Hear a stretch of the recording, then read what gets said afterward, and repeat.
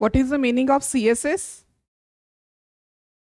Cascading style sheet. What is the purpose of CSS?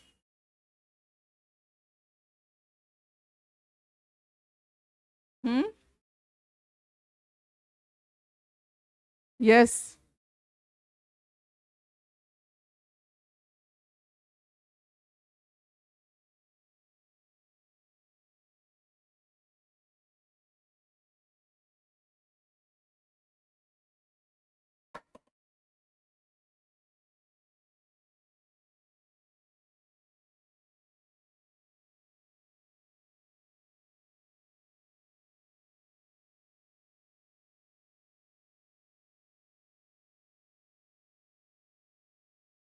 A Baba movable ठेव रे त्याला. मी उकळायची इथे.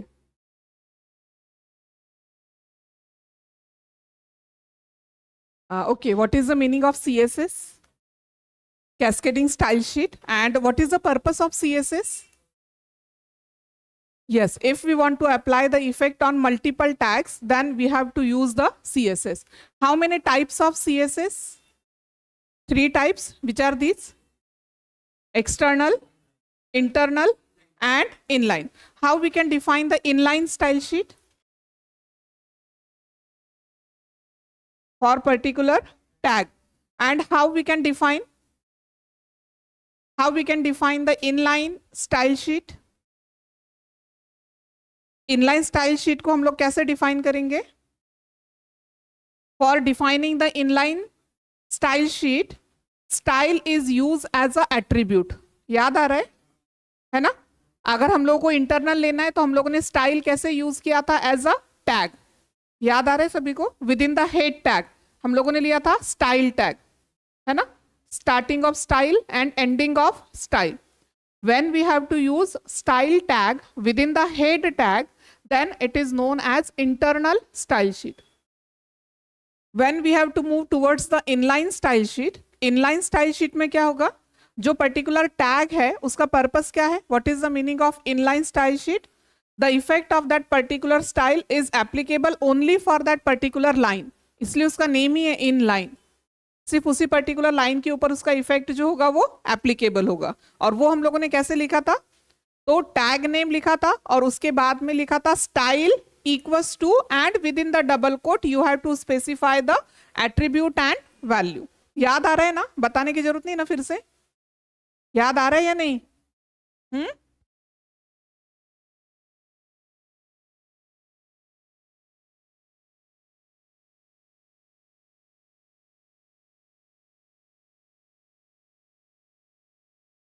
3 लाइन्स वरने नहीं इतना.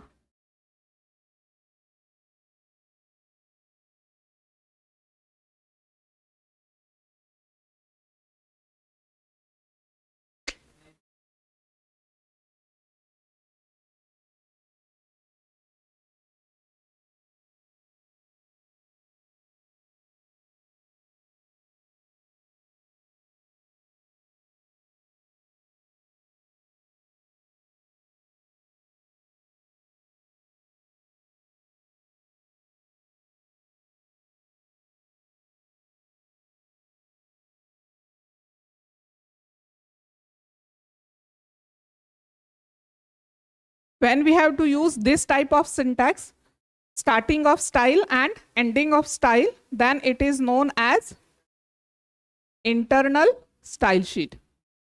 When we have to use, for example, tag name is P, and within that tag we have to use style as an attribute, and here we have to specify the property and value for that property.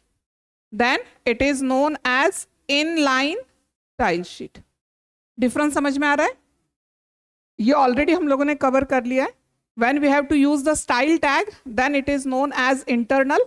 When we have to use style as a attribute, ये purpose समझ में आ रहा है? Difference समझ में आ रहा है कि when we have to use style as a attribute, attribute क्यों है? क्योंकि हम लोगों ने इसको टैग के अंदर लिखा है. ठीक है, that's why it is known as attribute.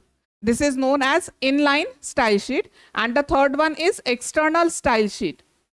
How we can attach the external style sheet? how we can attach external style sheet? What is the syntax? For external style sheet आप थोड़ा सा note down करते जाओ, हाँ, क्योंकि आप लोग note down नहीं करते हो तो फिर आपको कुछ भी याद नहीं आता है। थोड़ा सा शॉर्टकट में सिर्फ जितना पॉइंट से उतना लिखते जाओ। Okay, what is external style sheet? For external style sheet we have to save this particular style sheet by using the extension .css। आपको कंपल्सरी एक्सटेंशन क्या देना है? .css। और उसे उस पर्टिकुलर एक्सटर्नल फाइल को आपकी फाइल में अटैच करने के लिए there is one tag, that is link tag. याद आया? लिंक टैग के एट्रीब्यूट्स कौन से थे? href contains the path of the external style sheet. जिस एक्सटर्नल स्टाइल शीट को आपको अटैच करना है उस स्टाइल शीट का इसमें क्या होगा? पाथ होगा। और नेक्स्ट था टाइप, और एक लास्ट था rel, रिलेशन एट्रीब्यूट। ये 3 एट्रीब्यूट्स थे। ये सारी चीजें बहुत इंपॉर्टेंट है। अगर आपको लग रहा है कि ये क्या है, सारे सिर्फ टैग और उसके बीच बीच में एट्रीब्यूट्स, बट आपका क्वेश्चनिंग सिर्फ इसी चीजों के ऊपर आएगा। टैग्स के अंदर के एट्रीब्यूट्स, ठीक है, और उसका पर्पस जो है वो, इस चीज के ऊपर सारा क्वेश्चनिंग आएगा। Then there are these 3 types of style sheet. ये ऑलरेडी हमारा कवर हो चुका था और उसमें हम लोगों ने बहुत सारी प्रॉपर्टीज देखी थी ना। पैडिंग देखा था, फिर लाइन स्पेसिंग देखा था, font colour, bold, weight, different types of properties हमने देखा था। Now moving towards the next property,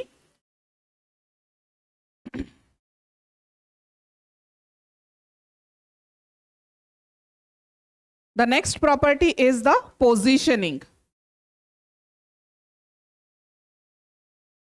last lecture में और हम लोगों ने 2-3 पॉइंट देखे थे, group selector, universal selector, class and ID. Class and ID के लिए कंपलसरी क्वेश्चन आएगा, which symbol is use for universal selector? Star. ठीक है, star is use as a universal selector. ठीक है, now the next point of your syllabus is positioning. As the name suggested, positioning ये क्या set करेगा? जो particular content आप display करने वाले उसका पोजीशन क्या करेगा? ये सेट करेगा। Then what is the syntax for positioning?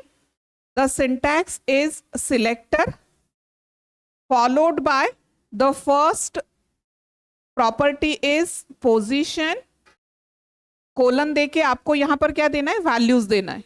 ये पता है ना आपको, प्रॉपर्टी वैल्यू पेयर होता है। तो प्रॉपर्टी हो गया पोजीशन और फिर हो गया उसका value. Now see here, there are 4 values for that particular position property.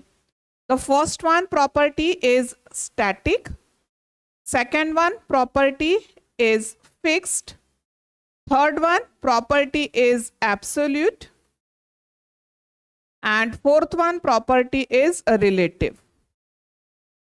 अब ये वाला क्वेश्चनिंग कैसे पूछा जाएगा समझ में आ रहा है ना आपको? Then which are the 4 possible values for position property? तो ये 4 fixed values हैं। First one is static, second one is fixed, absolute and relative. अब इसमें से जो by default value है, by default value is static. मैंने आपको by default का पर्पस बता दिया था, समझ में आया था ना आपको? by default का मीनिंग क्या होता है कि अगर हम लोगों ने एक्सटर्नली कुछ स्पेसिफाई नहीं किया है, ठीक है, अभी तक हम लोगों ने जितने भी CSS के एग्जाम्पल देखे उसमें हम लोगों ने पोजीशन दिया था, पोजीशन कुछ दिया था, स्टैटिक, फिक्स्ड वगैरह ऐसा दिया था? कुछ भी नहीं दिया था ना। तो अगर हम लोगों ने खुद से कुछ भी नहीं स्पेसिफाई किया तो कंप्यूटर ऑटोमेटिकली कौन सा कंसिडर कर लेगा? स्टैटिक। ठीक है, तो बाय डिफॉल्ट वैल्यू क्या होता है? स्टैटिक। मींस अभी तक हम लोगों ने जितने भी आउटपुट देखे वो सारे आउटपुट के क्या थे? स्टैटिक। Static means what? आप जिस सीक्वेंस में लिखोगे उसी सीक्वेंस में जो आपका कंटेंट है वो क्या होगा? डिस्प्ले होगा।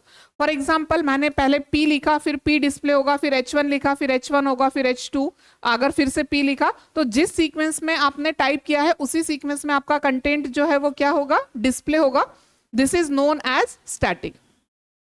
उसके बाद when we have to use this positioning concept, उसके लिए हम लोगों को फर्स्ट प्रॉपर्टी यूज करना है पोजीशन। ठीक है, उसका ये 4 पॉसिबल वैल्यूज हो गया। And along with this position attribute again here we have to use 4 properties. ठीक है, 4 properties named as top, left, right and bottom. ठीक है, प्रॉपर्टीज आपको समझ में आ रही है? पोजीशनिंग की कितनी प्रॉपर्टीज हो गई? 5 प्रॉपर्टीज। पोजीशनिंग अगर आपको पढ़ना है तो उसका एट्रीब्यूट्स कितना, सॉरी प्रॉपर्टीज कितना हो गया? 5 properties. Which are 5 properties? First one is position, second one is top, left, right and bottom. These are the 5 properties. And what are the possible values for position attribute? Position attribute के लिए possible values कितना है? 4. ये confuse नहीं होना इसलिए मैं आपको बार बार बता रही हूँ. प्रॉपर्टीज कितना हो गया? 5. First property is position, second property is top, left, right and bottom. अब ये याद करने की जरूरत नहीं है आपको. ऑब्वियसली अगर हम लोग पोजीशन बोल रहे हैं तो आपको वो पोजीशन कैसे देना है, आपको लेफ्ट से कितना मार्जिन रखना है, टॉप से कितना रखना है, बॉटम से कितना रखना है, राइट से कितना रखना है. तो ये 4 प्रॉपर्टीज अगर आपने पोजीशन दिया तो पोजीशन के साथ में उस पोजीशन को सेट करने के लिए आप 4 प्रॉपर्टीज दे सकते हैं अकॉर्डिंग टू योर रिक्वायरमेंट. अगर आपको रिक्वायरमेंट है तो आप उसको दे सकते हैं left, right, top and bottom. और यहां पर जो वैल्यूज होंगी वो वैल्यूज कैसी होंगी? पिक्सल में. फॉर एग्जाम्पल 50 पिक्सल, ठीक है. लेफ्ट से फॉर एग्जाम्पल हम लोगों ने ले लिया 30 पिक्सल एंड सो ऑन. तो क्या होगा, जो पर्टिकुलर कंटेंट है वो लेफ्ट से 30 पिक्सल छोड़ेगा, ठीक है. फिर उसके बाद टॉप से 50 पिक्सल एंड सो ऑन. तो पहले बताओ ये पूरा कंसेप्ट क्लियर हो गया आपको? अभी हम लोग इसको प्रैक्टिकली वर्क करके देखेंगे कि what is the difference between these 4 properties. ठीक है, ये 4 वैल्यूज जो है इसमें आउटपुट क्या क्या चेंजेस होगा ये वाला अभी हम लोग रन करके देखेंगे.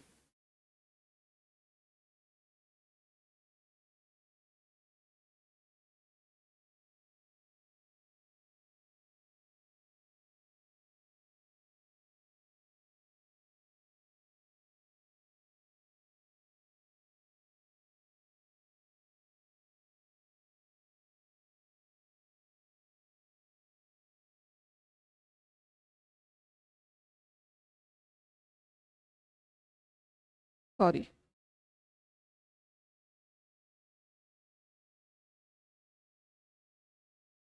कंपल्सरी एक्सटेंशन देना है आपको .html.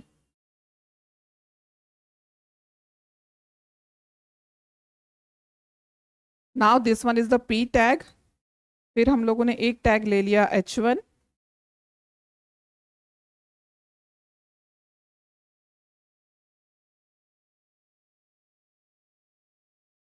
अगेन हम लोगों ने p टैग ले लिया.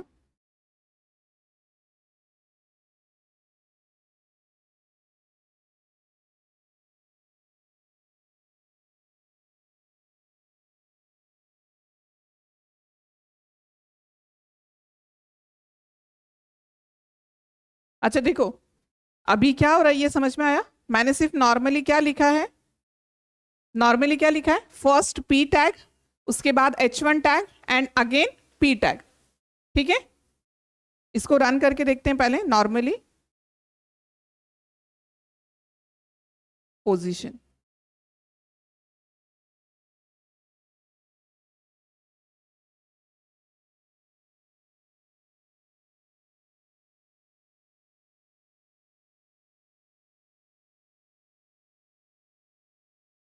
ठीक है, ये नॉर्मल डिस्प्ले हो रहा है.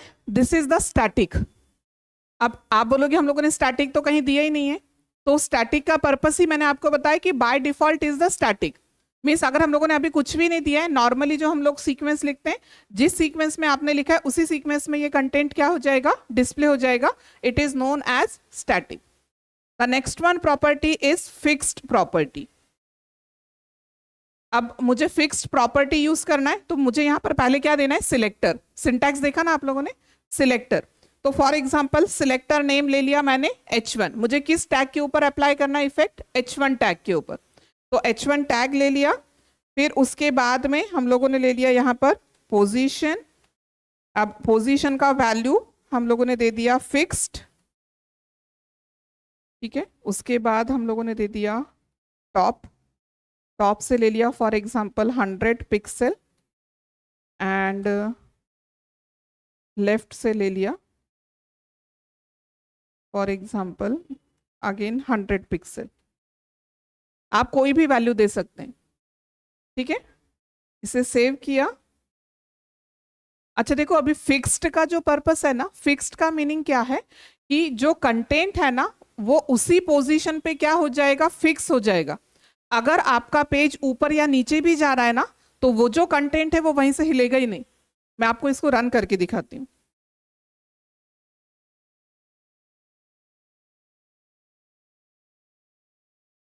क्या मिस्टेक हुआ, समझ में आया आपको? क्या हुआ? क्या मिस्टेक हुआ? इफेक्ट भी अप्लाई नहीं हुआ और ये वाला जो कंटेंट था ये एज इट इज आ गया वहां पर।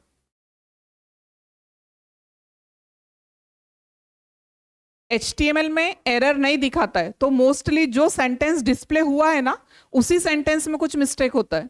तो कौन सा वाला सेंटेंस डिस्प्ले हुआ वहां पर? इफेक्ट नहीं अप्लाई हुआ ना, as it is coding display हो गया। कौन सा वाला? H2 वाला, है ना? तो यहां पर इश्यू था। क्या इश्यू था? नहीं, हम लोग क्या पढ़ रहे हैं? स्टाइल शीट ही पढ़ रहे हैं ना।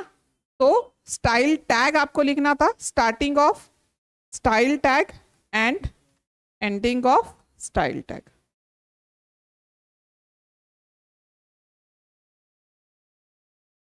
अभी देखो क्या हुआ, कंसेप्ट समझ में आ रहा है पोजीशनिंग का? जो पहले वाला मैंने आउटपुट दिखाया आपको, हम लोगों ने सीक्वेंस कैसे लिखा था? P, H1 and P। तो जब पहले हम लोगों ने नॉर्मली डिस्प्ले किया तो जिस सीक्वेंस में लिखा था उसी सीक्वेंस में डिस्प्ले हुआ। This is known as static.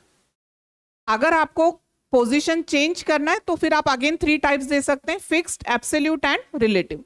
अभी मैंने आपको फिक्स का कंटेंट क्या बताया कि अगर आप पेज को ऊपर नीचे भी करते हो तो जो पर्टिकुलर कंटेंट है वो वहीं पर रहेगा। फॉर एग्जाम्पल अभी इस पर्टिकुलर पेज में इतना ही कंटेंट है, अगर मैं इसको स्क्रॉल डाउन भी कर रही हूँ तो कुछ नहीं हो रहा है। तो इसका इफेक्ट देखने के लिए हम लोग एक और थोड़ा सा चेंज करते हैं इसमें। फॉर एग्जाम्पल ये P1 टैग और इसके बाद में हम लोग लिख देते हैं यहाँ पर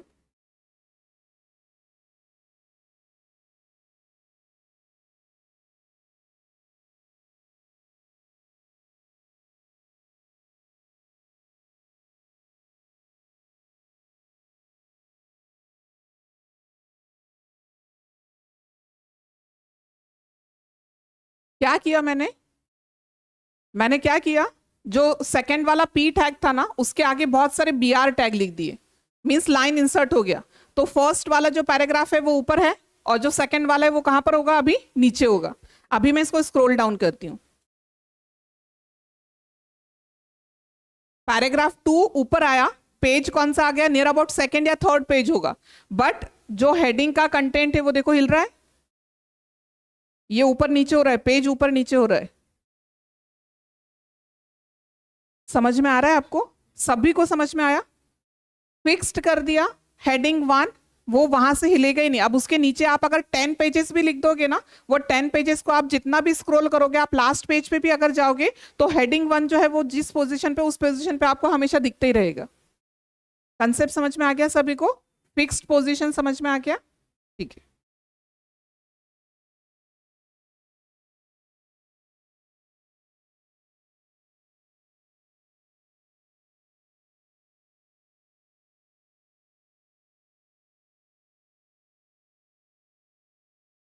now the next one value is absolute.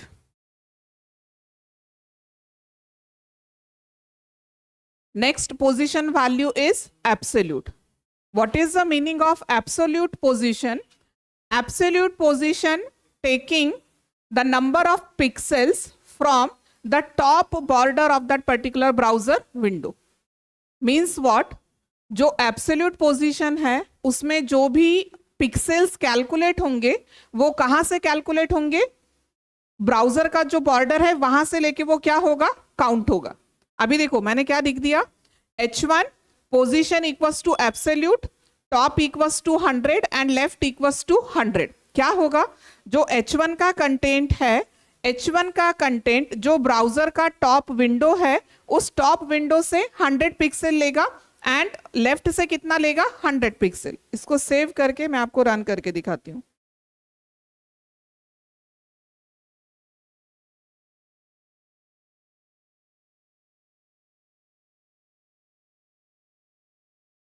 अभी कुछ भी नहीं समझ में आएगा आपको आउटपुट। नॉर्मली सिर्फ एक पैराग्राफ था और एक हेडिंग था, तो ये जो हेडिंग है इसने क्या किया, यहां से ऊपर से लेके 100 पिक्सल लिया और लेफ्ट से भी कितना लिया, 100 पिक्सल लिया। ये कंसेप्ट क्लियर हो गया एब्सोल्यूट का। अभी इसमें मैं एक चेंज करती हूँ तो आपको और क्लियर हो जाएगा। अभी मैंने यहाँ पर लिख दिया H1 कॉमा P। इसको क्या बोलते हैं, H1 कॉमा P, इस सिंटैक्स को क्या बोलते हैं, ये ऑलरेडी हम लोग देख चुके हैं। It is known age group selector. It is known age group selector means what, कि मुझे यही सेम इफेक्ट चाहिए, आपको जितने टैग के ऊपर इफेक्ट चाहिए आप उतने टैग वहां पर कॉमा करके दे सकते हैं। अब कोई आउटपुट बता सकता है, आउटपुट बता सकता है कोई इसका, क्या हो जाएगा?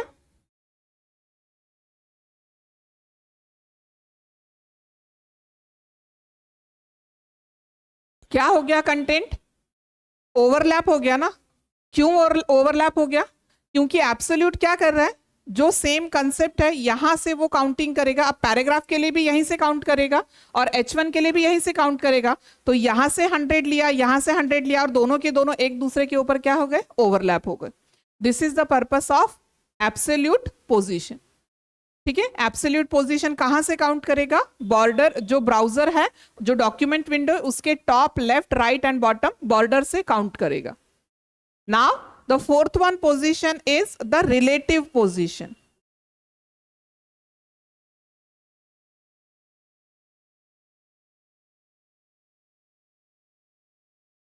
अब इसका आउटपुट देखना है आपको।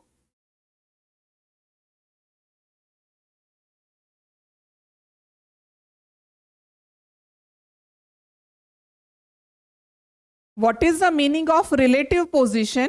रिलेटिव पोजीशन में जो नंबर ऑफ पिक्सेल्स हैं उसका काउंटिंग जो होगा उसके प्रीवियस में जो एलिमेंट है वहां से काउंट होगा।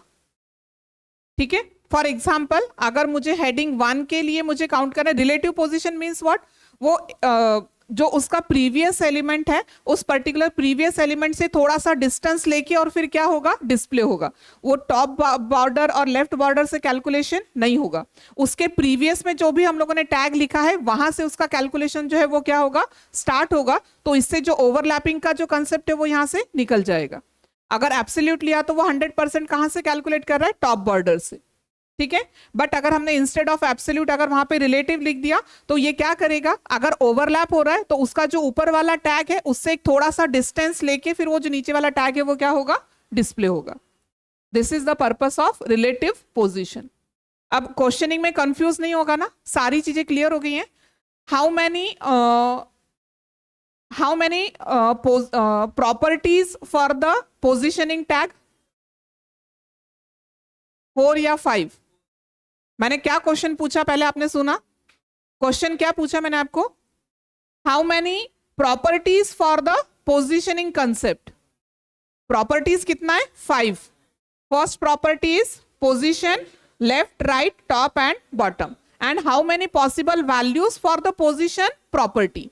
Then these are 4, static, fixed, absolute and relative. Clear हो गया? ठीक है, now the next one topic is the float property.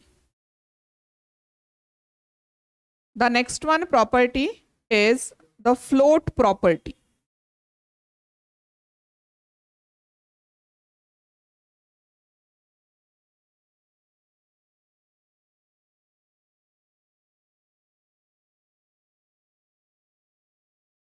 Now see here, float property. This float property having 3 values, left, right and none. Float property having 3 values, left, right and none. अब what is the purpose of or what is the use of this float property? देखो for example आपको coding बताना है मुझे इसके लिए। यहां पर एक इमेज हम लोगों ने डिस्प्ले किया है और इस पर्टिकुलर इमेज का जो छोटा सा डिस्क्रिप्शन है वो मुझे लिखना है आइदर एट दिस साइड और either at this side. Question समझ में आया? पहले आपको क्वेश्चन समझ में आया? एक बार फिर से सुनो।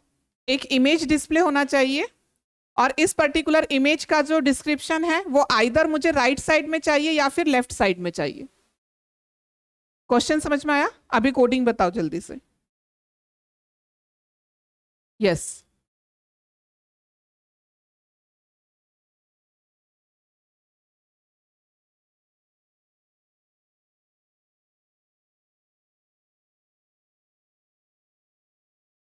इमेज कौन सी डालनी? हम लोगों ने जो आईटी वाला लोगो लिया था वही इमेज डाल देते हैं, ठीक है। यहां पर हम लोग डाल देते हैं image. How we can display the image? Yes, tell me the syntax for image. IMG, इसके बाद में SRC equals to source, height equals to for example 300 and width equals to again 300। Image ले लेते हैं हम लोगों ने सेम फोल्डर के अंदर ऑलरेडी सेव करके रखा है इमेज, IT लोगो 2018।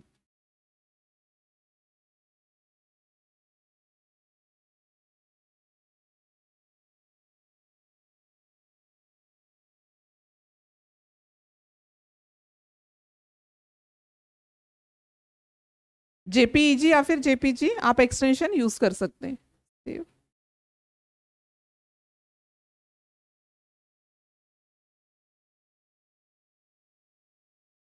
ठीक है, इसमें अभी कुछ डाउट नहीं है। इमेज डिस्प्ले हुआ, इमेज का टैग लिखा है हम लोगों ने, और उसके बाद में कौन सा टैग लिखा है? P tag. अब ये P टैग ऑब्वियसली पैराग्राफ है, ये थोड़ा सा डिस्क्रिप्शन दे रहा है कि this is IT logo, but मैंने आपको क्वेश्चनिंग क्या बोला था? आपको क्वेश्चन क्या किया था? ये जो पर्टिकुलर इमेज है, इस इमेज के लेफ्ट साइड में या फिर राइट साइड में ये वाला सेंटेंस डिस्प्ले होना चाहिए। कैसे डिस्प्ले होगा? तो अभी तक हम लोगों ने ऐसा कोई प्रॉपर्टी देखा ही नहीं है, मतलब ब्रेक देके या फिर एम्परसन NBSP सेमीकोलन ब्लैंक स्पेस देके ऐसा कुछ भी नहीं होगा। तो इसके लिए हम लोग कौन सा प्रॉपर्टी यूज करेंगे? Float property. तो फ्लोट प्रॉपर्टी, मुझे जो पर्टिकुलर इमेज है, इस इमेज को मुझे उस पर्टिकुलर सेंटेंस के लेफ्ट साइड में रखना है या फिर राइट साइड में रखना है। तो हम लोग फ्लोट प्रॉपर्टी यूज करेंगे with the tag name is IMG। ये समझ में आया आपको? जो कर्ली ब्रैकेट है उसके पहले हम लोग क्या लिखते हैं? सिलेक्टर, है ना। यहां पर हम लोगों ने अभी तक कौन से वैल्यूज दिया था? P, H1 and so on. अभी हम लोगों ने यहाँ पर प्रॉपर्टी सिलेक्टर नेम क्या दे दिया? IMG। मीन्स ये वाला जो इफेक्ट है ये हमें किस चीज के ऊपर अप्लाई करना है? इमेज के ऊपर। तो इसलिए मैंने वहां पर नेम दे दिया IMG। अब फ्लोट हो गया, और मुझे इस इमेज को कहाँ पे रखना है? लेफ्ट साइड में। तो मैंने प्रॉपर्टी दे दिया, यहाँ पर वैल्यू दे दिया लेफ्ट। सेव किया।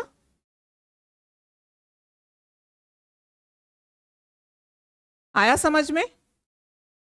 आया समझ में आपको? ठीक है।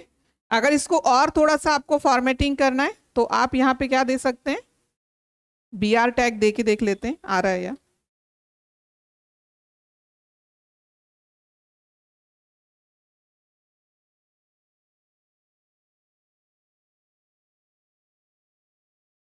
ठीक है, और थोड़ा सा नीचे चाहिए आप, और थोड़ा सा BR टैग ले लो तो वो सेंटेंस कहाँ पे आ जाएगा? नीचे। तो फ्लोट प्रॉपर्टी का पर्पस समझ में आया कि फ्लोट प्रॉपर्टी से आप पर्टिकुलर इमेज या फिर जो भी टेक्स्ट है उसे फ्लोट कर सकते हैं अराउंड अ पर्टिकुलर टेक्स्ट और इमेज। इस पर्टिकुलर इमेज, ये जो इमेज है ये लेफ्ट में फ्लोट करेगी, और इसके राइट साइड में आप कोई भी कंटेंट आप क्या कर सकते हैं? टाइप कर सकते हैं। क्लियर हो गया? Left property. And same as for the right, अगर लेफ्ट की जगह पे हम लोगों ने राइट लिख दिया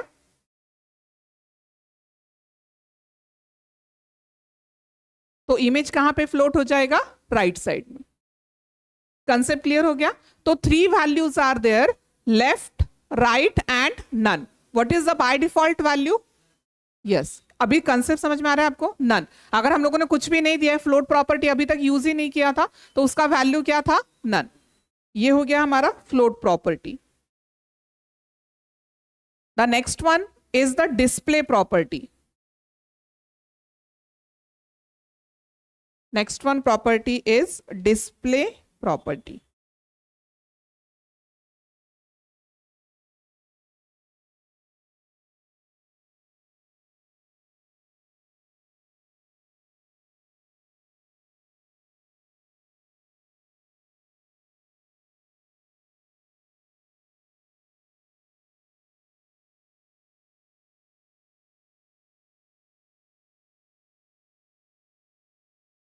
पहले हम लोग नॉर्मल आउटपुट देख लेते हैं। मैंने नॉर्मली 3p टैग्स लिए हैं, नॉर्मली 3p टैग्स लिए हैं, इसका हम लोग आउटपुट देख लेते हैं। नॉर्मल 3p टैग्स लिए थे और ये तीनों की तीनों 1 बाय 1 क्या हो गए, डिस्प्ले हो गए। बट अभी मुझे यहाँ पर कौन सी प्रॉपर्टी यूज करना है, display property. With which tag, with the p tag. This display property again having 4 values. ये 4 वैल्यूज ही आपको लर्न करना है, सारी वैल्यूज लर्न करना है। 4 values are there. The first one property for the display, first one value for the property is the inline.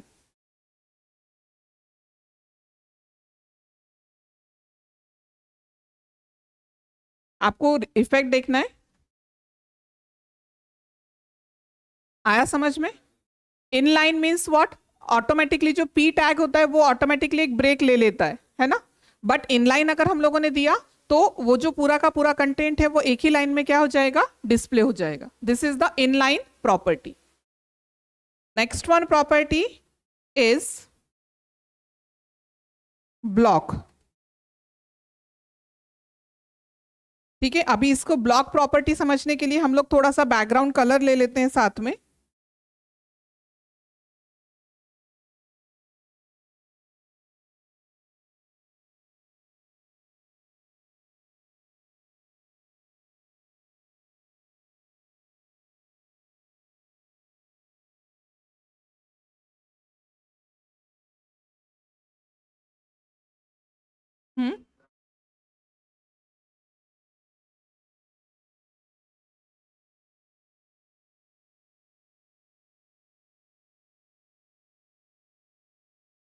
What is the meaning of block? अभी देखो मैंने बैकग्राउंड कलर इसलिए दिया कि अगर बैकग्राउंड कलर नहीं देते तो नॉर्मल क्या दिखता, सिर्फ सेंटेंस दिखता, कोई इफेक्ट नहीं दिखाई देता। तो what is the meaning of block property? ये जो पर्टिकुलर सेंटेंस है ना, ये ब्लॉक जैसा डिस्प्ले होगा। अब ब्लॉक जैसा मीन्स व्हाट, आप तो बोलोगे ये सिंपल लाइन दिखा रहा है और उसमें सिर्फ येलो कलर आपने फिल कर दिया। But if we have to, when we have to set the height and width, अगर हम लोग इसके साथ में हाइट एंड विड्थ भी सेट कर लेते हैं, height 300 pixel and width again 300 pixel। ठीक है, ये ब्लॉक जैसे क्रिएट होगा। ब्लॉक होता है ना कि यस, ये वाले ब्लॉक में हम लोगों ने ये कोडिंग डाल के रखा है, इस वाले ब्लॉक में ये वाला कोडिंग डाल के रखा है। तो this is known as the block property. और ये मैंने आपको आउटपुट क्यों दिखाई दे रहा है, क्योंकि मैंने उसको बैकग्राउंड कलर डाल दिया। अगर बैकग्राउंड कलर नहीं डालते तो फिर वो आपको लगता है कि सिर्फ थोड़ा सा ब्लैंक स्पेस देके डिस्प्ले हो रहा है, इसलिए बैकग्राउंड कलर दिया कि जिससे आपको ये इफेक्ट अच्छे से दिखाई देगा। तो second one property is the block property. The third one property is inline block, inline dash block. अब इसका आउटपुट क्या है आपको देखना है। अभी मैंने रिफ्रेश नहीं किया है, आप एक बार आउटपुट देख लो। ये वाला आउटपुट किस चीज का है, ब्लॉक का है। अभी हम लोग इसे रिफ्रेश करते हैं, इनलाइन ब्लॉक। ठीक है, that is the difference between block and inline block. जो ब्लॉक प्रॉपर्टी है वो ऑटोमेटिकली एक ब्रेक जो है वो क्या करता है, ले लेता है, उसमें ऑटोमेटिकली ब्रेक होगा और each and every block new line पे जाके क्या होगा, क्रिएट होगा। और इनलाइन, जैसे हम लोगों ने फर्स्ट प्रॉपर्टी देखी इनलाइन, वो सेम लाइन में ब्लॉक क्या कर देगा, क्रिएट कर देगा। तो क्लियर हो गया वैल्यूज आपको? बहुत इंपॉर्टेंट क्वेश्चन है। Float property, display property and position property, ये तीनों की तीनों प्रॉपर्टीज के ऊपर क्वेश्चनिंग आएगा। अब मोस्टली क्वेश्चनिंग किस चीज के लिए आएगा, तो प्रॉपर्टी का नेम, उसका पर्पस क्या है और उसका जो पॉसिबल वैल्यूज है उस वैल्यूज के नेम के लिए क्वेश्चनिंग आएगा। क्लियर हो गया सारा? ठीक है, now next.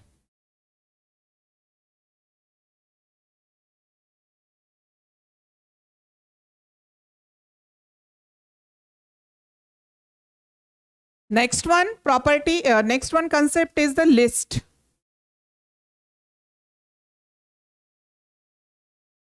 Next one concept is the list. List create करते हैं ना हम लोग, आपने वर्ड में टाइप किया होगा कुछ, वर्ड में अगर हम लोग कुछ टाइप करते हैं, अगर उसको आपको नंबरिंग देना है तो आप क्या करते हो, ऊपर से ऑप्शन होता है ना वहां पे नंबर्स, ठीक है, तो अगर आप वहां पे 1 देते हो और जैसे एंटर करते हो तो ऑटोमेटिकली 2 आता है, फिर एंटर करते हो तो ऑटोमेटिकली 3 आता है, एंड सो ऑन। आ रहा है ना ध्यान में?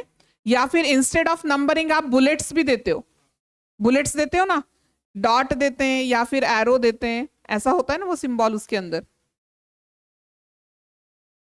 ठीक है, तो we can create 2 types of list by using HTML.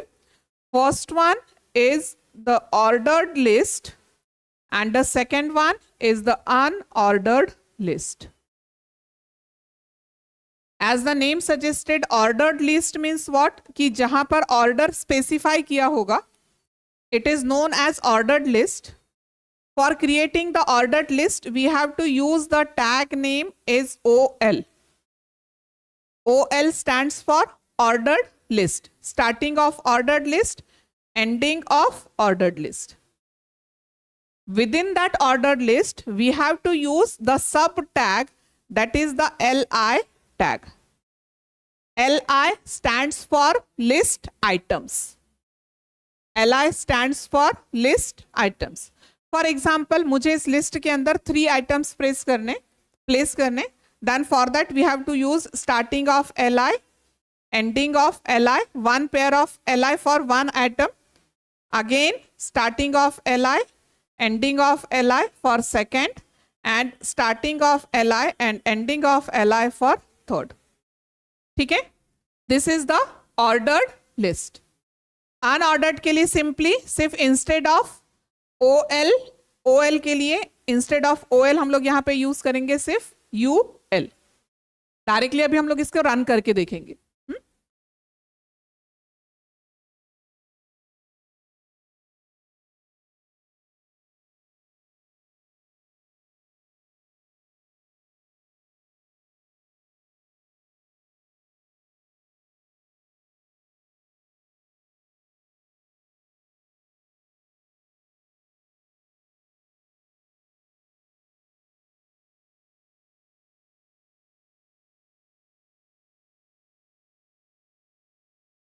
अब तक आप सिंटैक्स लिख के रख सकते हैं.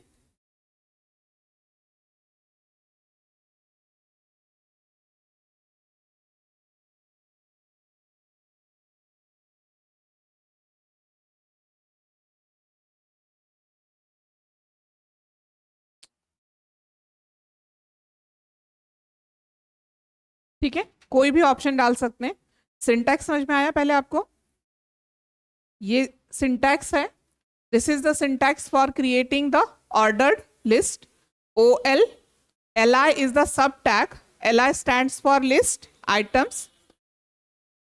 Save and refresh. आया समझ में? ए बघितलं का? काय बघितलं?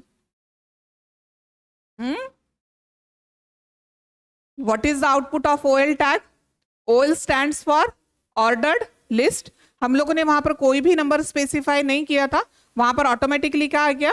1 2 3. ठीक है, this is the OL tag. अब आप जितने भी LI लोगे उतने नंबर्स ऑटोमेटिकली वहां पर बढ़ते जाएंगे. Now this OL tag having the attribute is type. This OL tag having the attribute type. Type equals to, by default value is 1. By default value is 1. But 1 का हम लोगों ने आउटपुट देख लिया, 1 2 3 आया था. नाउ अभी हम लोगों ने यहां पर दे दिया type equals to A.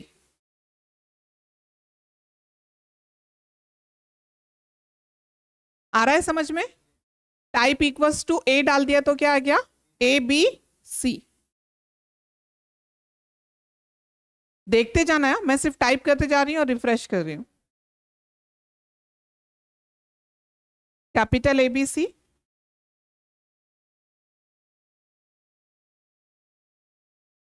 What is the output of I? Yes, Roman letters. अगर I दिया तो क्या आएगा? Roman letters. एंड अगर हम लोगों ने कैपिटल I दिया तो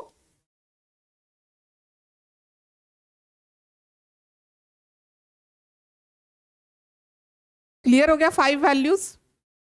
These are the 5 values for type attribute bye default value is 1। जब हम लोगों ने कुछ भी नहीं दिया था तो ऑटोमेटिकली उसने क्या लिया 1।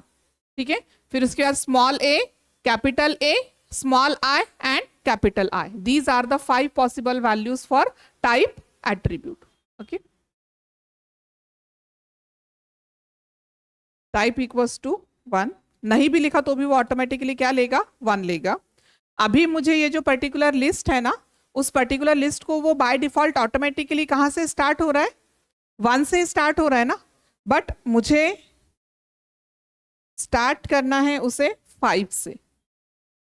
For that the second property of OL attribute is the start. Start equals to 5।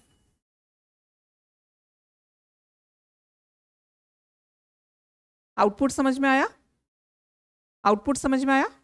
तो कितने एट्रीब्यूट्स हो गए OL टैग के? Only 2 attributes, type and start. और एक है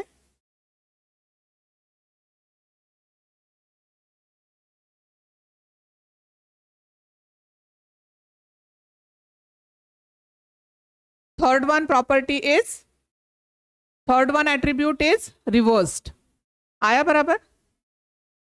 आया समझ में? ठीक है, तीनों प्रॉपर्टीज लिख लेना है आपको। This OL tag having 3 properties. Type के सामने आप 5 वैल्यूज लिख लेना, 1/A, I and I.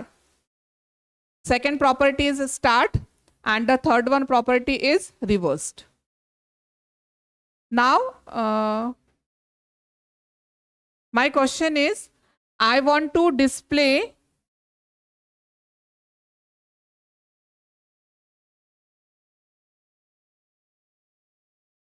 I want to display the list from E. I want to display list from E. Coding बताओगे आप? Capital E, type equals to capital E,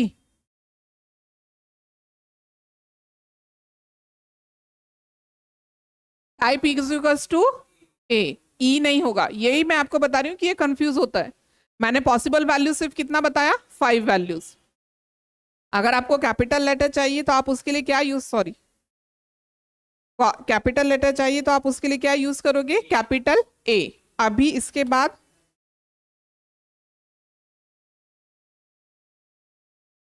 yes,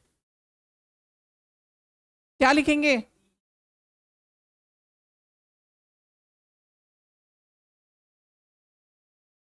आया? आ गया? जो चाहिए था वैसे आ गया? नहीं आया ना?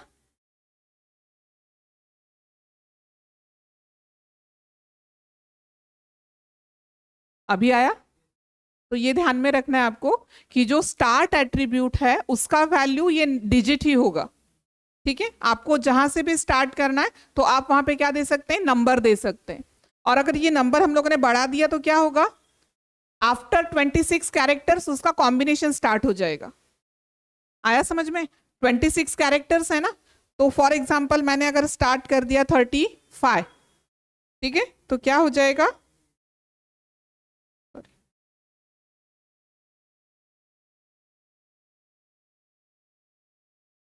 ठीक है। तो आप जितना चाहे उतना बड़ा लिस्ट इससे क्या कर सकते हैं, क्रिएट कर सकते हैं। आफ्टर 26 लेटर्स उसका कॉम्बिनेशन जो है वो क्या हो जाएगा, स्टार्ट हो जाएगा। तो ऑर्डर्ड लिस्ट क्लियर हो गया। 3 attributes are there. First one attribute is type, second one is start and the third one is reversed. ये हो गया हमारा ऑर्डर्ड लिस्ट। अब इंस्टेड ऑफ ऑर्डर्ड लिस्ट अगर हम लोग नॉर्मल डायरेक्टली लिख देते हैं, OL की जगह अगर हम लोगों ने लिख दिया UL,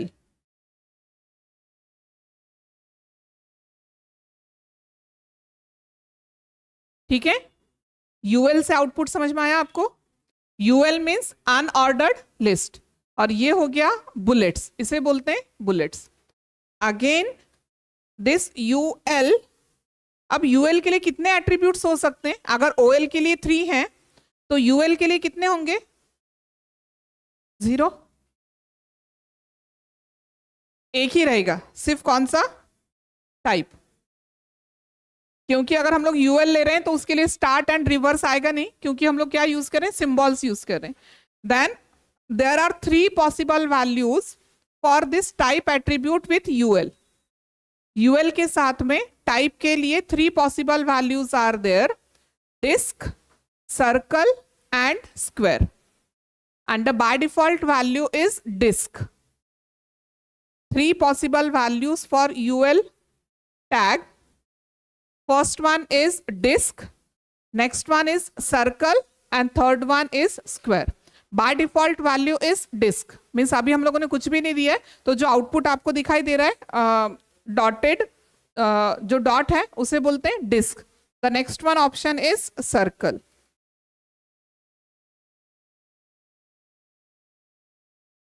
एम्प्टी सर्कल, ठीक है, जो डिस्क होता है वो सॉलिड सर्कल देगा एंड जो नॉर्मल सर्कल है वो एम्प्टी सर्कल देगा। And the last one possible values is the square.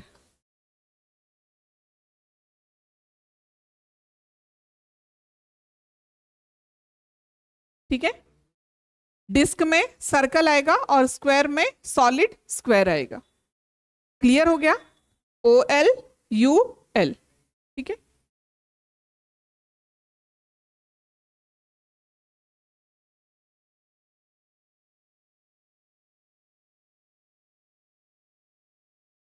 अच्छा देखो, अभी आप लोगों ने CSS का मीनिंग आपको समझ में आ गया, पूरा मीनिंग समझ में आ गया। अब when we have to, if we want to apply the CSS effect on UL tag, अगर आपको CSS का इफेक्ट अप्लाई करना है ऑन UL टैग, मीन्स आपने आपके प्रोग्राम के अंदर मोर देन 1 UL टैग्स के पेयर्स यूज किए, मीन्स आपने यहाँ पर यूज किया है, फिर उसके बाद थोड़ी देर अलग कोडिंग किया, फिर से UL यूज किया है, फिर और कुछ कोडिंग किया है, फिर से UL यूज किया है, तो आपको वहां पे क्या करना है, यूनिफॉर्मेलिटी लाना है, या फिर आपको वहां पर CSS यूज करना है। तो अगर आपको UL के साथ में CSS यूज करना है और अगर वो इनलाइन है तो उसे हम लोग कैसे यूज कर सकते हैं, तो यहां पे हमें एट्रीब्यूट लिखना है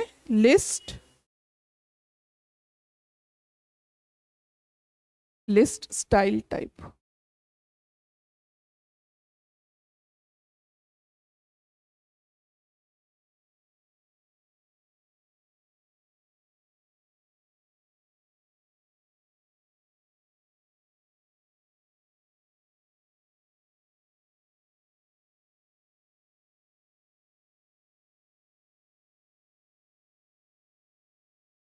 देखो ये सिंटैक्स है, मे बी क्वेश्चनिंग आ सकता है कि अगर यूएल टैग के साथ में आपको CSS अप्लाई करना है, आप बता सकते हैं कौन सा CSS है, ये कौन सा स्टाइल शीट है, इनलाइन। ठीक है, क्यों? क्योंकि यूएल टैग के अंदर हम लोगों ने स्टाइल को कैसे यूज किया है, एज अ एट्रीब्यूट। ठीक है, तो ये कौन सा हो गया, इनलाइन। और उसको डबल कोट के अंदर आपको अब क्या लिखना है, प्रॉपर्टी वैल्यू पेयर। अब प्रॉपर्टी आपको कैसे लिखना है, लिस्ट स्टाइल टाइप, और कोलन देके फिर आप यहाँ पे 3 वैल्यूज दे सकते हैं, disc, square and circle. Concept clear हो गया? मैं आपको करके दिखाने की जरूरत नहीं, क्योंकि ऑलरेडी हम लोगों ने अब CSS का कंसेप्ट देख लिया कि how we can apply this particular effect. Clear हो गया ये? ठीक है।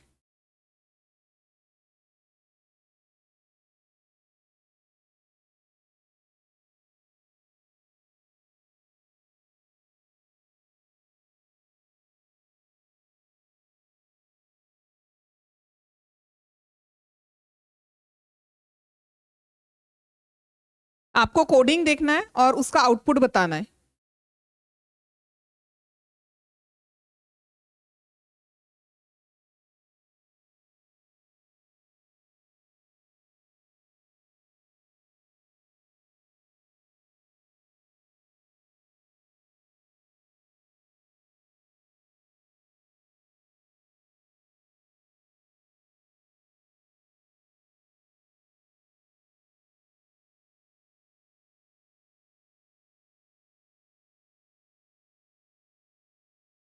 Now tell me the output.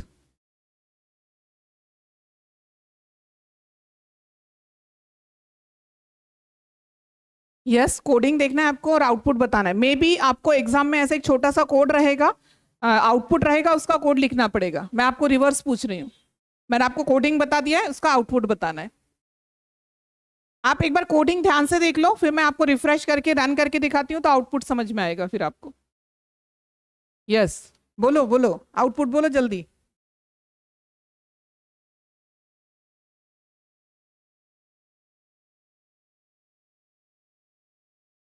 हाँ, फिर अच्छा एक बार देख लो इसको, फिर मैं आपको रिफ्रेश करके दिखाती हूँ रन करके। यस, नंबर एक की लिस्ट खत्म हो जाएगी। हाँ, वन आ गया फिर खत्म हो गया, फिर वन टू थ्री आ गया। हाँ, और मैथ्स के लिए डिस्क आएगा। वो किस चीज का पार्ट है मैथ्स? यस, जो मैथ्स है वो किस लिस्ट का पार्ट है? अनऑर्डर्ड लिस्ट का। आप देखो कोडिंग देखो, यहाँ पे हम लोगों ने यूएल स्टार्ट किया है, ठीक है, और यहाँ पर लास्ट में जाके यूएल क्लोज किया है। मीन्स ये मेन जो टैग हो गया वो क्या हो गया? यूएल का। अब यूएल के अंदर हम लोगों ने फर्स्ट एल ले लिया, तो ये वाला हो गया अनऑर्डर्ड लिस्ट का पहला वाला डिस्क आ जाएगा, ठीक है। अब पहला वाला जो डिस्क आएगा उसके फिर से अंदर के साइड में क्या आ जाएगा? O L, and O L के अंदर हम लोगों ने स्टार्ट किया उसको एंड किया है, तो उसके अंदर आ जाएगा वन टू एंड थ्री। अब ओ एल का ये खत्म हो गया, इसका स्टार्टिंग हो गया, एंडिंग हो गया, और फिर से मैंने यहाँ पर एल आई लिखा है। Now this L I is the part of this particular UL. ये वाला एल आई किसका पार्ट है? यूएल का, ठीक है। इसको हम लोग रन करके देखते हैं। क्लियर हो गया? This is called as nested list. This is called as nested list. What is the meaning of nested list? List within the list is known as nested list. List within the list, note down, list within the list is known as nested list.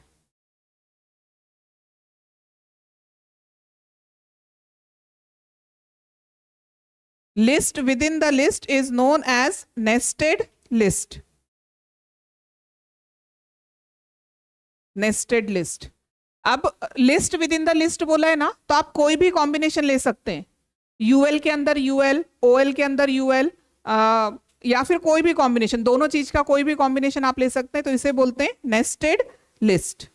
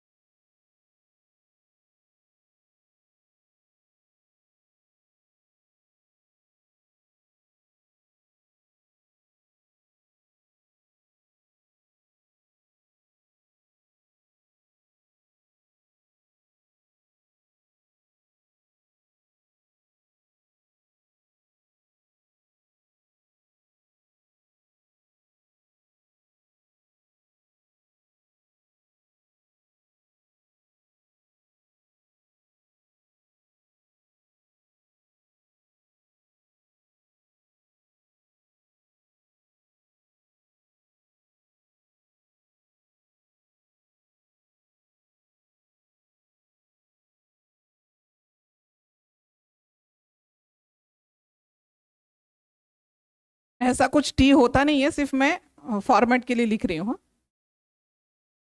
होता है red T. ठीक है, चलो now लिखो, जल्दी से coding लिखना है आपको इस चीज के लिए। Write down the coding for that. आप पहले लिख लो, फिर आप मुझे बताना, मैं आप टाइप करके देखते हैं आपका आउटपुट करेक्ट आ रहा है या नहीं।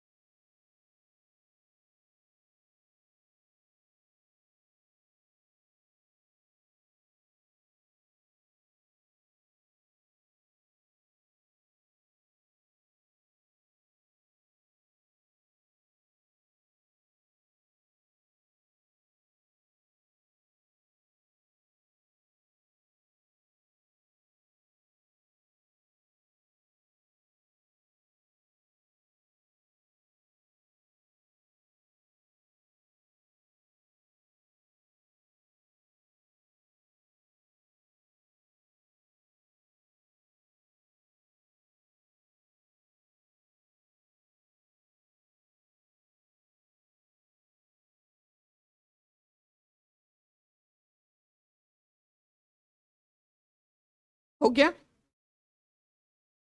आया? नहीं, आप लोग मुझे बताओ ना, मैं टाइप करती हूँ डायरेक्टली। ये ऑलरेडी लिखा है हम लोगों ने। चलो।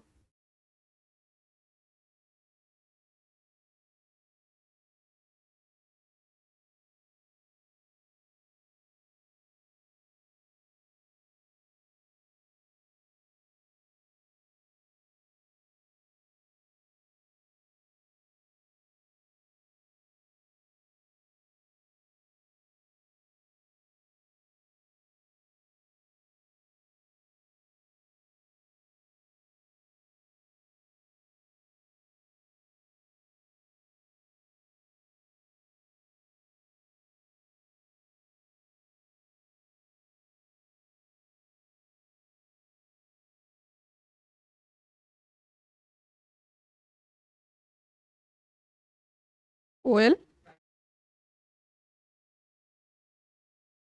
स्मॉल ए, हाँ। हम्म। क्या करूँ उसके बाद? ओ ओएल क्लोज कर दूं? एल आई में क्या? और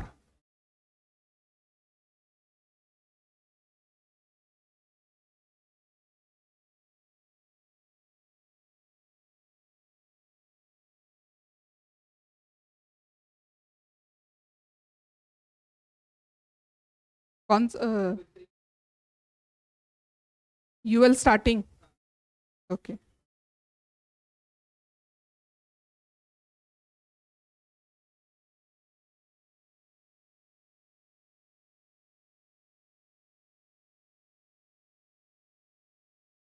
हम्म।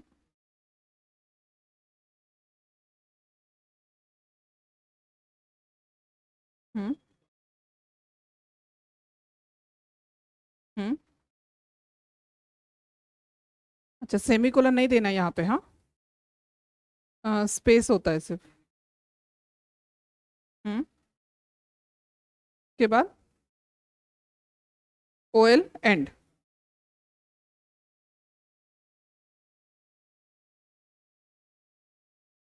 हो गया? सेव किया?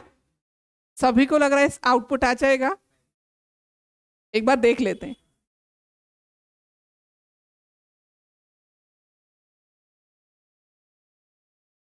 आया? ऐसे ही चाहिए था।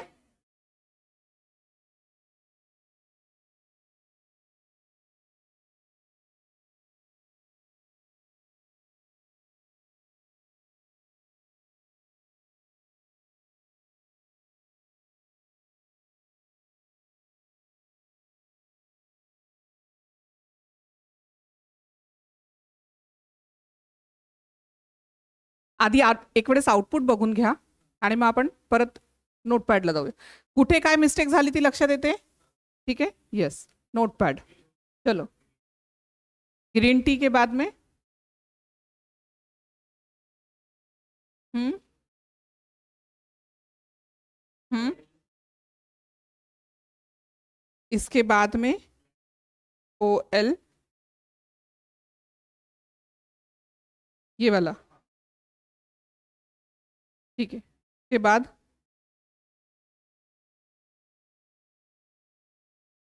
हम्म.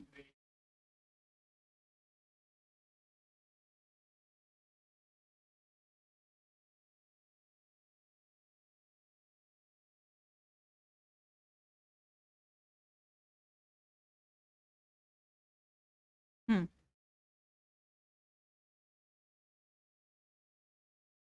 हम्म.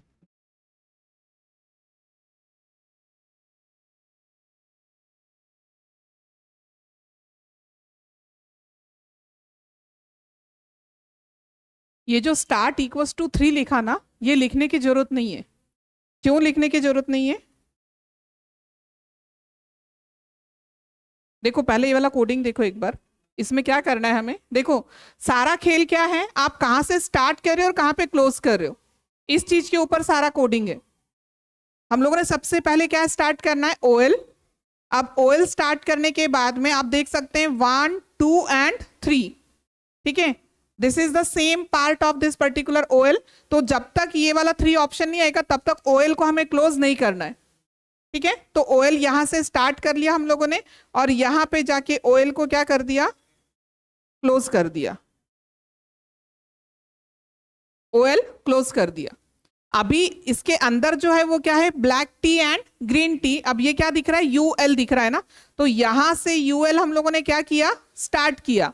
अब ये वाला जो यूएल है ये कहां तक जा रहा है, रेड टी तक जा रहा है ना, तो इसलिए यहां पे जाके उस यूएल को क्या करेंगे, एंड करेंगे, ठीक है। एंडिंग समझ में आ रहा है, स्टार्टिंग और एंडिंग का ही कंफ्यूजन है। और फिर लास्ट में क्या करेंगे, ये वाला जो है ये ओएल यहां पर स्टार्ट होगा और यहां पे उसका क्या हो जाएगा, एंडिंग। तो आप जब भी कोडिंग करोगे ना तो जैसे मैंने ये लिखा है ना वैसे ही लिखना है आपको, तो फिर आपको इजीली समझ में आ जाएगा।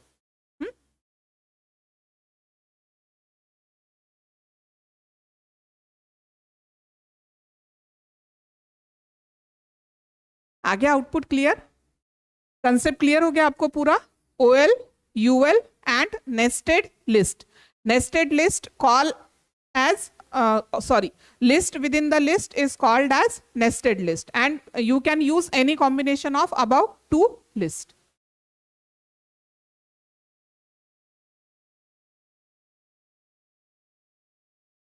इसका कोडिंग लिखना है, लिख लिया, सभी का करेक्ट था, ठीक है।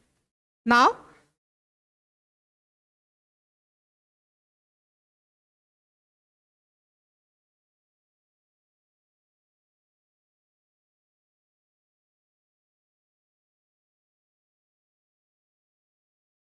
the next one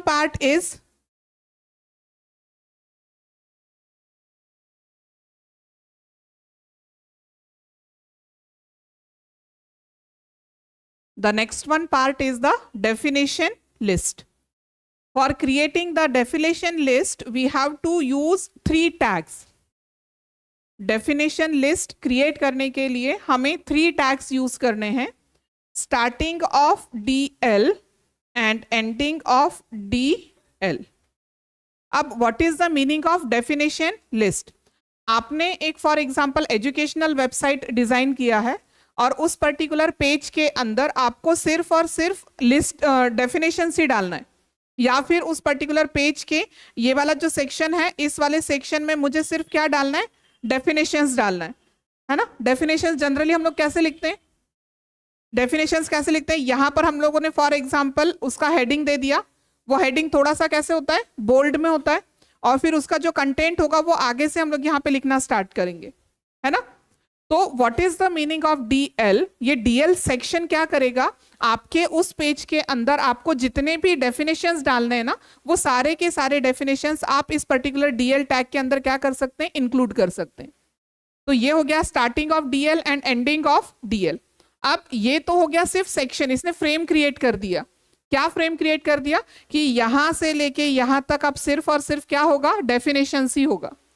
but definition के लिए 2 टर्म्स लगेंगे हमें, एक डेफिनेशन का मेन हेडिंग लगेगा और एक पर्टिकुलर डेफिनेशन लगेगा, है ना। डेफिनेशन और जो जिस चीज का आपको डेफिनेशन लिखना है उसका नेम और उसके साथ में उसका पर्टिकुलर डेफिनेशन। तो इसके लिए हमें 2 सब टैग्स यूज करने हैं। First is the DT, DT stands for definition term, DT stands for definition term. अब मुझे किस चीज का डेफिनेशन लिखना है, तो वेब का डेफिनेशन लिखना है, तो मैंने इसको ले लिया starting of DT and ending of DT। DT stands for definition term. अब ये टर्म तो हो गया, बट उसके अंदर मुझे क्या लिखना है, अभी उसका प्रॉपर डेफिनेशन लिखना है ना, ठीक है। तो उसके लिए हमें क्या लिखना पड़ेगा, DD। DD stands for define definition, ठीक है। डिफाइन डेफिनेशन, जो भी टर्म आपने लिखा है उसका पर्टिकुलर डेफिनेशन हमें वहां पर लिखना पड़ेगा। आया समझ में। तो ये हो गया starting of DD and ending of DD। और बोल्ड अगर करना है तो इसके लिए हम लोग यहां पर अंदर इसको क्या लिख देंगे, B टैग, ठीक है। ये ऑटोमेटिकली नहीं आएगा, आपको खुद से लिखना पड़ेगा। एक बार रन करके देखते हैं। ये हो लिया definition list, ending of DL, within that DL first one is the DT मुझे किस चीज का डेफिनेशन लिखना है? वेब का, web ending of P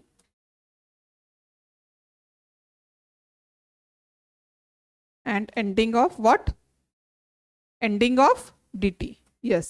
And after that starting of dd, ending of dd, और इसके बीच में आपको लिखना है for example collection of HTML।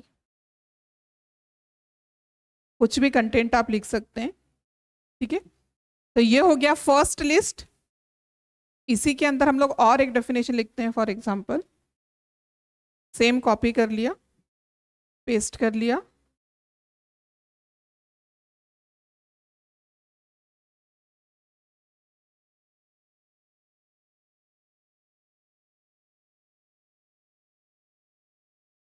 Save किया, और यहां पे जाके आपको सिर्फ इसका आउटपुट देखना है।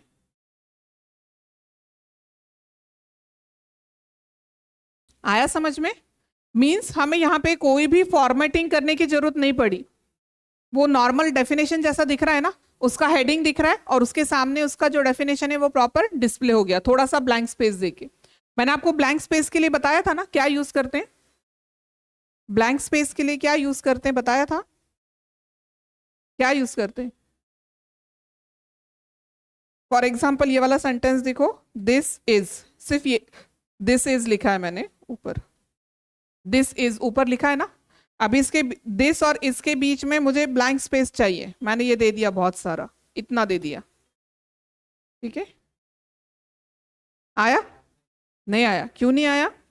Because in HTML for each and everything you have to require write down some particular syntax. आपको कुछ ना कुछ लिखना है, वहां पर टैग लिखना है या फिर कुछ यूज करना है, तो ही आपका वहां पे इफेक्ट जो है वो क्या होगा, एप्लीकेबल होगा। तो ब्लैंक स्पेस के लिए हमें यूज करना होता है and NBSP semicolon, and NBSP semicolon, ये वाला सिंटैक्स यूज करना पड़ता है फॉर अ ब्लैंक स्पेस। अब ये वाला जो ब्लैंक स्पेस होता है ना, ये नंबर ऑफ पिक्सल में होता है, एकदम छोटा सा 1 या 2 ही पिक्सल वो लेता है। तो अगर इतना ही आपने डाला ना तो वो ब्लैंक स्पेस ज्यादा नहीं दिखेगा। इसको एक बार मैं रन करके दिखाती हूँ, एक बार देखो, सेव किया, दिख रहा है कुछ इफेक्ट? नहीं दिख रहा है, वो एकदम बिल्कुल छोटा सा पिक्सल में उसने लिया। तो अगर आपको ज्यादा चाहिए तो फिर आपको क्या करना पड़ेगा, इसे कॉपी करो और यहां पर पेस्ट कर दो, ठीक है। अभी सेव किया और यहां पे जाके रिफ्रेश। आ रहा है समझ में? इतने सारे देने के बाद में इतना छोटा सा स्पेस आया। ये बताने का पर्पस क्या है आपको, कि आप जैसे ये नीचे आउटपुट देख रहे हैं तो यहाँ पर ये कलेक्शन ऑफ HTML डॉक्यूमेंट, यहाँ पे हम लोगों ने कोई स्पेस नहीं देना, एंड NBSP सेमीकोलन कुछ नहीं यूज किया। अगर ये आप नॉर्मल लिखोगे तो आपको एंड NBSP सेमीकोलन ये सारा देना पड़ेगा वहां से, या फिर आपको प्रॉपर्टी सेट करना पड़ेगा पोजिशनिंग वाला, कि लेफ्ट से इतना छोड़ दो, फिर वो पोजिशनिंग इतना लेगा। But instead of writing this हम लोग डायरेक्टली कौन सा टैग यूज कर सकते हैं, DL। क्लियर हो गया? DL। अगर आप DL यूज करते हो तो उसके साथ में कंपलसरी 2 टैग्स और यूज होंगे। DL stands for definition list, DT stands for definition term, and DD stands for defined definition. Actual में डेफिनेशन DD के अंदर लिखोगे, जिस टर्म का लिखना है उसका नेम आप DT के अंदर दोगे। और what is DL? DL is nothing but a collection of definitions. आपके पेज में जितना भी वेबसाइट्स में जितना भी डेफिनेशन है आपने सबको कलेक्ट कर लिया और एक जगह पे डाल दिया और उसको अंडर लिख दिया DL। क्लियर हो गया? ठीक है, DL। ऑर्डर्ड हो गया, अनऑर्डर्ड हो गया। The next one is inserting audio. Audio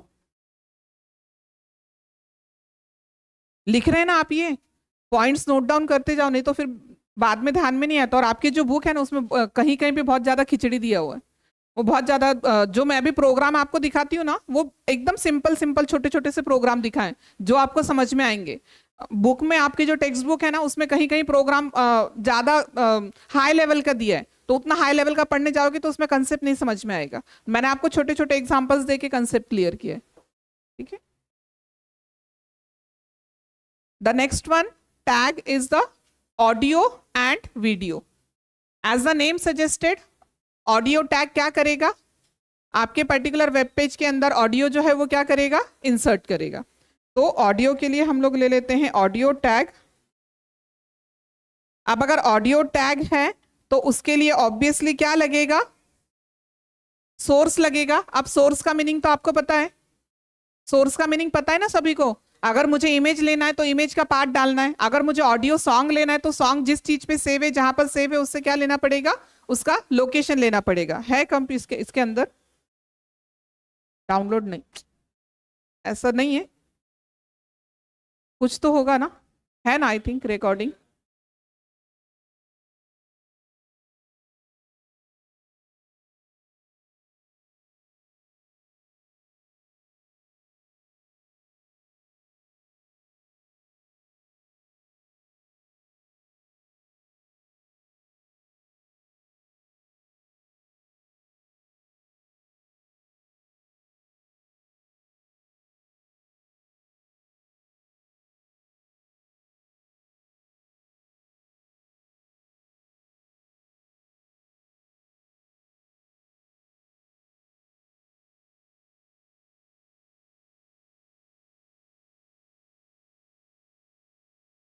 ठीक है, ऑडियो फाइल कॉपी किया और उसको इस पर्टिकुलर फोल्डर के अंदर क्या कर दिया, पेस्ट कर दिया।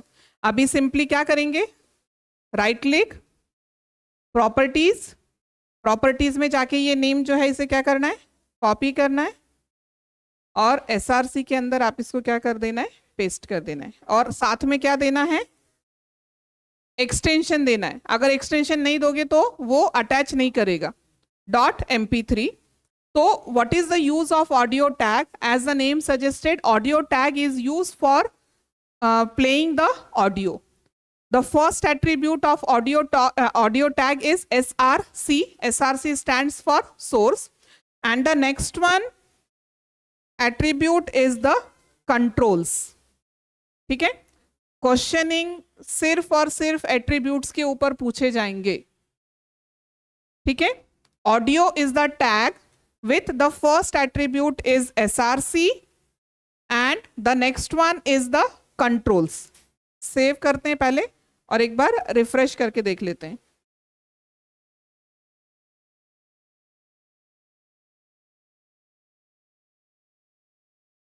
आया, आया समझ में। अब ये जो पर्टिकुलर डिस्प्ले हुआ है ना, ये क्यों डिस्प्ले हुआ है, मैंने वहां पर कंट्रोल्स दिया इसलिए।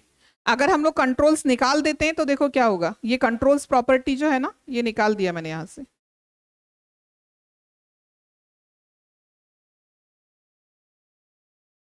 ऑडियो हमें अटैच करना है, बट उस ऑडियो को अगर आपको वहां पे डिस्प्ले करना है तो आप यहां पे दे सकते हैं, साथ में हमें ऑप्शन देना है कंट्रोल्स।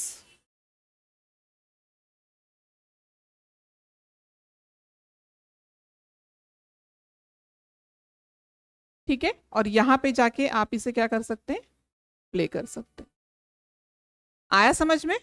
तो audio tag with the first attribute is SRC, second one is the controls. Controls क्या करेगा, विथ प्ले पॉज बटन के साथ में जो कंट्रोल है वो डिस्प्ले करेगा। The next one property is the loop property.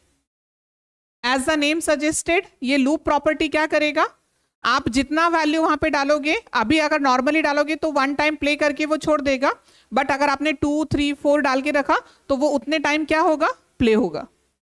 समझ में आ गया, ये निकाल देती हूं, मैंने अभी इसको सिर्फ समझाने के लिए लिखा। Next property is loop property. The next one property is muted. Muted save किया और यहां पे रिफ्रेश किया, देखो यहां पे रिजल्ट देखो। पहले मैंने अभी रिफ्रेश नहीं किया है, स्क्रीन के ऊपर देखना है सभी को, मैंने अभी रिफ्रेश नहीं किया है। Ctrl+R, आया समझ में। जो ये वाला साउंड का ये जो ऑप्शन था वो क्या हो गया, बाय डिफॉल्ट क्या आएगा, म्यूटेड आएगा, बट आप उसे सिलेक्ट करके अनम्यूटेड करके और क्या कर सकते हैं, प्ले कर सकते हैं। क्लियर हो गया सभी को।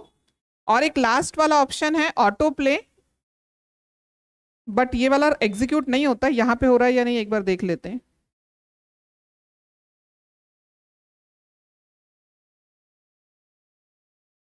ये एग्जीक्यूट नहीं हो रहा है, बट ऑटो प्ले से आपको मीनिंग समझ में आ गया कि आपको वो क्लिक करने की जरूरत नहीं पड़ेगी, वो ऑटोमेटिकली क्या हो जाएगा, प्ले हो जाएगा। तो एट्रीब्यूट्स समझ में आ गए आपको ऑडियो टैग के 1 2 3 4 5 attributes are there audio tag, auto play, SRC, controls, muted and loop. These are the 5 attributes of audio tag. Now audio tag के लिए 3 extensions हैं, 3 extensions are there, MP3, AAC and OGG.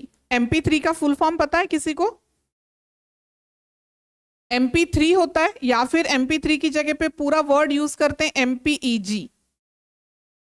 ठीक है, तो ये वाला full form पूछा जाएगा MCQ में या फिर ट्रू फॉल्स में। MPEG का फुल फॉर्म है मूविंग पिक्चर एक्सपर्ट ग्रुप। ठीक है, मूविंग या फिर मूविंग की जगह पे मोशन भी वर्ड होता है, दोनों वर्ड है। Moving oblique motion, M stands for moving oblique motion picture expert group।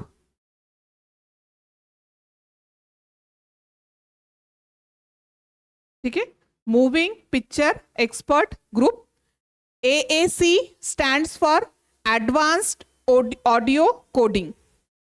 AAC stands for advanced audio coding।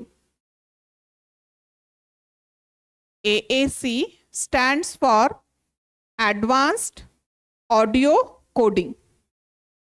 And mostly ये वाला जो फॉर्मेट है ये आईफोन या फिर यूट्यूब के साथ में यूज किया जाता है। ठीक है, एक्सटेंशन होते हैं ना कि फॉर्मेट फिक्स होता है कि अगर .docx मुझे यूज करना है तो वो एक्सेल के साथ में यूज किया तो चलेगा क्या? .docx ये किस चीज का एक्सटेंशन है? वर्ड का। तो ऐसे ही एक्सटेंशन फिक्स होते हैं।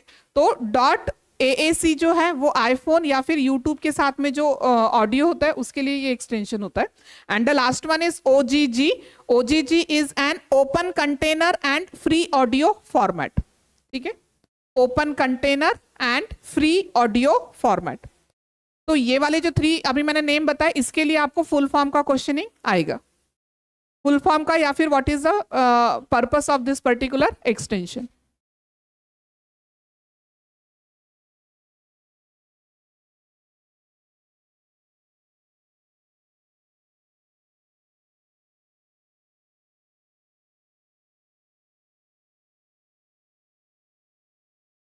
ठीक है, अभी इतना हो गया। नाउ आज का लास्ट पॉइंट ले लेते हैं इसी का, ऑडियो टैग का। अभी हम लोगों ने ऑडियो इंसर्ट किया, उसके 5 एट्रीब्यूट्स देख लिए, उसमें से एक एट्रीब्यूट था SRC। अभी अगर हम लोगों ने नॉर्मल ऑडियो टैग यूज किया तो this audio tag is responsible for playing only 1 audio. एक ही ऑडियो प्ले कर रहा है ना, क्योंकि हम लोगों ने SRC लिखा है, सिर्फ एक ही SRC लिखा है। But if you want to play more than 1 audio, then for this purpose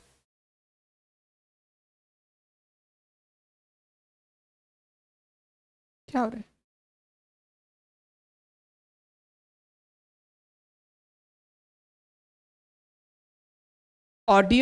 audio के साथ में हम लोग यूज कर लेते हैं कंट्रोल्स। कंट्रोल्स का पर्पस तो पता है आपको, अगर नहीं लोगे तो कुछ दिखेगा ही नहीं। तो ये स्टार्टिंग ऑफ ऑडियो टैग हो गया, और यहां पर हम लोगों ने इसका क्या ले लिया? एंडिंग। अभी हम लोगों ने लिया था ऐसा कुछ?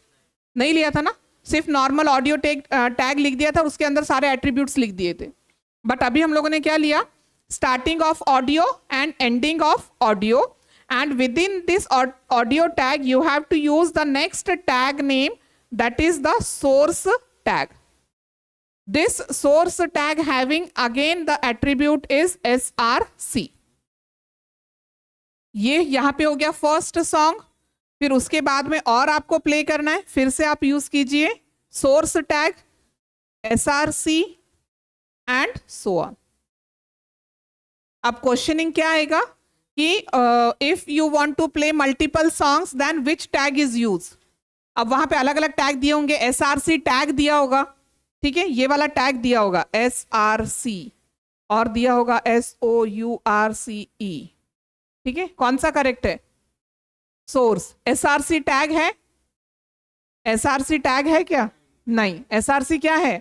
एट्रीब्यूट। ये चीज ध्यान में रखना है आपको। SRC हम लोगों ने कैसे यूज किया है? As a attribute. तो सोर्स का मीनिंग समझ में आ गया आपको। ये सेम होगा ऑडियो एंड वीडियो के लिए। नेक्स्ट जो टैग हम लोग देखेंगे नेक्स्ट लेक्चर में वो है वीडियो टैग।